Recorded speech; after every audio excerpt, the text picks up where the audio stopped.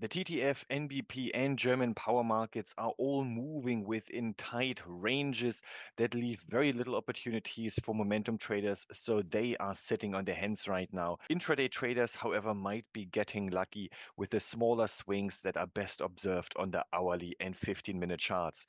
Hey, hello everyone. My name is Marcello Colax. I'm the managing director here at Clever Markets, and today I'm going to walk you through the European energy markets for the week starting 29th of September 2025. But as always, we have to start with a disclaimer. So everything you see here, of course, is not trading advice. It is just my humble opinions and not an invitation to trading. All right, so let's get going. These are the poll results for the TTF front month this week. So you can see that week on week, Monday to Monday, the bulls have taken up an increasingly larger share of the market. The bulls grew by 10 percentage point from 38 to 48. This bullish inclination, however, is not yet reflected in the charts, which are overall a little bit more bearish inclined. However, the important thing to note here is that this TTF sentiment poll is not a forecast. It is just a snapshot of the current state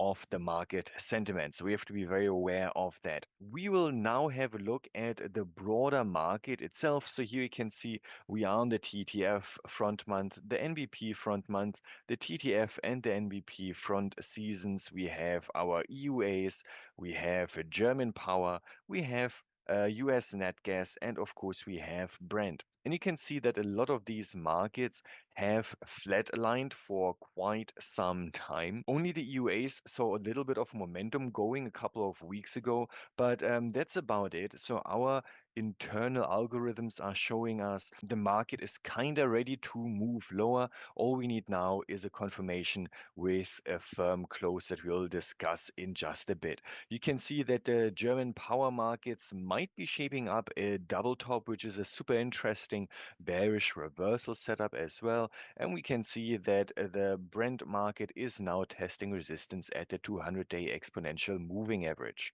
Okay, so let's go into the details. I don't want to spend too much time on the TTF front month weekly chart because that has flatlined quite a few months ago and the market is just moving sideways with trend momentum volume tools not really showing us anything of interest right now. So there for the longer term players, and here I mean months and months long term, it is a wait and see game. So on the TTF front month daily chart, we get a little bit more of a detailed picture. You can see here that we are working with a descending channel overall. So that means that the market, looking backwards, has been historically, over the past couple of months since mid-July, been more bearish inclined overall.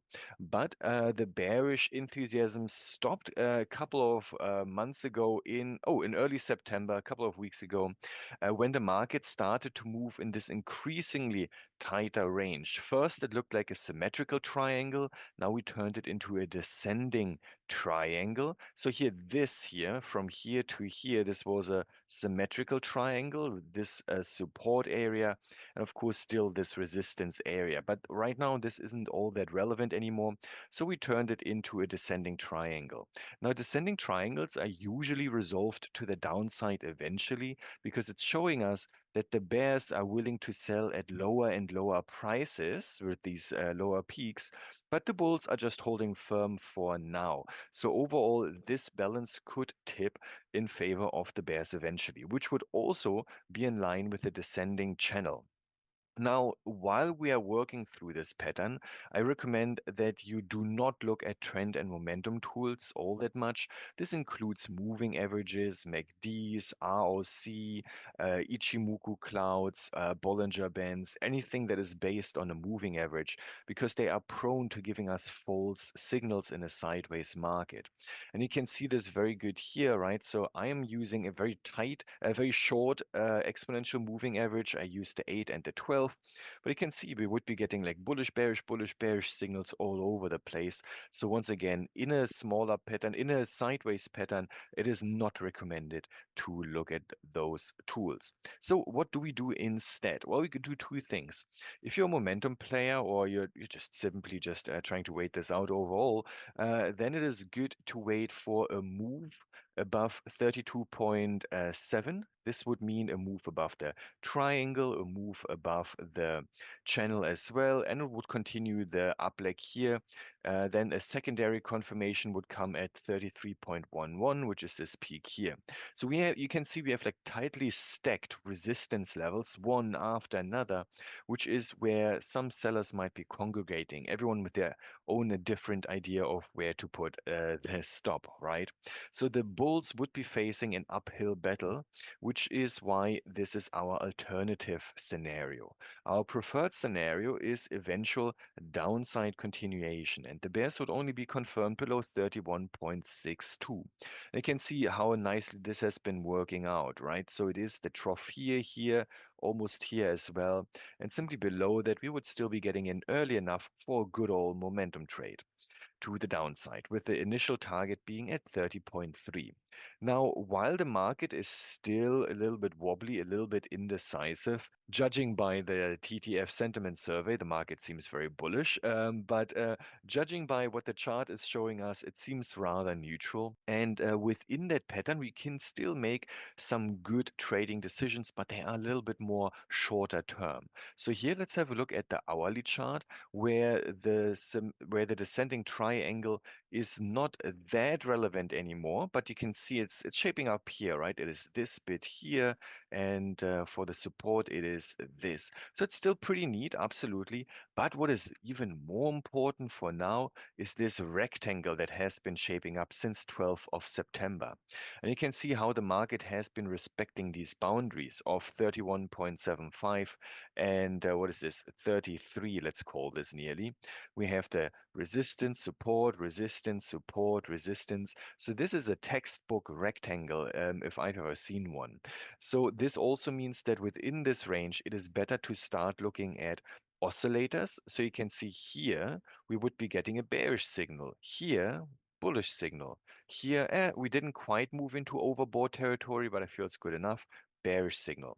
Here, a bullish signal by moving out of oversold territory, a bullish signal here again, a number of false breaks. So this is what the tools would be telling us. Let's see what the charts actually did, right? I'm making this a little bit bigger. There you go. We got our bearish signal here.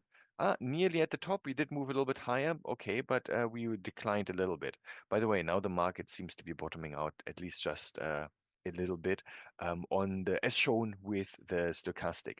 Let's have a look here. We did get a bullish signal here. That was nice.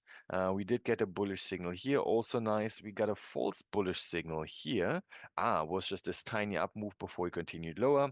Here we got a good old bearish signal. So you can see the rate of correct signals is far greater than the fake outs. Of course, we would never just take a signal just based off an indicator. So we always want to see it confirmed or the other way around. So the market has to move first, and the oscillator is just a confirmation of this market move, right? So what is happening right now? Last Friday, we ended the session with not much of a pattern. The bulls still have some room to grow towards the 32.975 or let's say 33. There's not much of a bearish or bullish indication right now, but we would see the market to top out somewhere in this area. Once again, now we are on the hourly chart, but I want to say that trading this mini uptick here from 32.75 towards 33 is like way too small of a move for the hourly chart. So if you're so inclined, have a look at the 15-minute chart, if at all. Honestly, I would probably just sit this out this morning. And then I would start looking for a strong red candle that would then push the market, first of all, below the 32.375. And then here you can see we have put on Fibonacci retracement levels because we want to know, like after this up leg, how low can the price go? And a good support level is the 61.8% Fib retracement at 32.28. Right, so we put the 0 of the Fib up here and the 100 down there. We kind of want to see, okay, so in relation to this preceding up leg, how low can it go? It doesn't seem too silly, 32.2. From there, we would have to see what the market is doing. Then we can only go from one swing to another. That's the safest way, 48. And this might take the Monday, all of Monday maybe anyway. So here, once again, marginally stronger open, but not a requirement, potentially moving lower overall, which would be in line with continuation within the daily charts descending triangle. The bulls would be only confirmed above 32.7, 32.67, that sort of area. Eventually, the bears, however, seem more likely to come out on top. And that is all for the TTF front month. And that's all for today. Remember to sign up to the Clever Markets TA Academy. Just send me an email, hello@clevermarkets.com, or go to clevermarkets.com and learn more. My name is Marcello Colax. Have a good start to the week. See you around and bye bye.